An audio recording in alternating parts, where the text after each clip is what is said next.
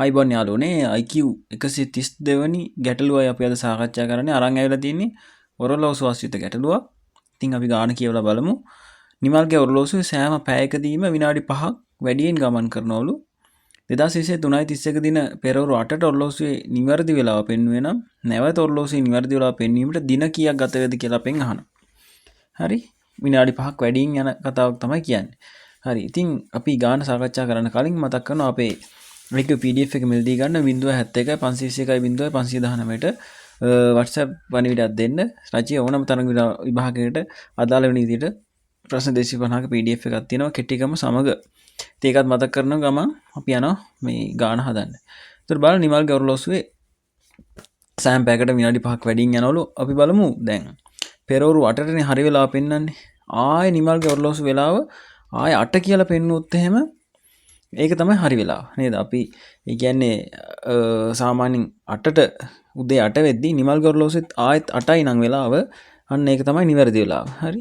එතකොට විනාඩි 5 වැඩියෙන් ගිහිල්ලා කොහොම හරි 8 වෙනකොට නිමල්ගේ ඔරලෝසුවෙත් 8 විදිහට තියෙන්න ඕන. හරි. ඕක තමයි වෙන්න ඕනේ. එතකොට බලන්න පෙරවරු 8 ඉඳන් ආයෙත් 8 කියලා පෙන්වන්න නම් පැය සාමාන්‍ය 12ක් යන්න ඕන. පැය 24ක් ගියාමත් පෙන්වනවා සාමාන්‍යයෙන් අඩුම පැය 12ක් යන්න ඕන. පැය 12ක් යන්න ඕන ආයෙ 8 කියලා පෙන්වන්න. එතකොට විනාඩි 5 වැඩියෙන් ගිහිල්ලා පැය 12ක් යන්න ඕනි නිමල්ගේ ඔරලෝසුවේ වැඩියෙන් පැය 12ක් යන්න ඕන. හරි. පැයට විනාඩි 5ක් වැඩියෙන් යනවා පැය 12ක් විනාඩි 5 වැඩියෙන් යන්න ඕන. හරි. ඕක තමයි කතාව. එතකොට අපි බලමු මේ දැන් විනාඩි 5 ගොඩවල් කීයක් තියෙනවද කියලා මේ පැය 12ට. එයි පැයකට විනාඩි 5යිනේ වැඩියෙන් යන්නේ. එතකොට විනාඩි 5 ගොඩවල් කීයක් තියෙනවද කියලා බලමු. හරි. එතකොට බලන්න මෙන්න මේ විදිහට තමයි ගන්නෙ. සාමාන්‍යයෙන් නැවත 8 කියලා පෙන්වන්න. ඒ කියන්නේ පැය 12ක් ගත වුණාට පස්සේනේ 8 කියලා පෙන්වන්නේ. එතකොට පැය 12 ගුණ කරන්න 60න්. එතකොට මිනිත්තු වෙනවා. එතකොට මේ මිනිත්තු ගාන බෙදන්න 5න්. මේ 5න් බෙදන්න හේතුව තමයි පැයකට මිනිත්තු 5ක් තමයි වැඩියෙන් යන්නේ. හරි.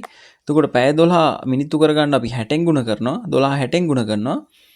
ඒක පැයකට මිනිත්තු 5ක් වැඩියෙන් යන හින්දා අපි පැය ගාන බලන්න 5න් බෙදනවා. එතකොට අපිට එන උත්තරේ පැය 144ක්. මේක දින වලට පරිවර්තනය කරොත් පැය 24න් බෙදලා දින 6ක් යනවා. ඒ කියන්නේ දින 6ක් ගියාට පස්සේ තමයි නිමල්ගේ ඔරලෝසුවේ නැවතත් 8යි කියලා පෙන්වන්නේ.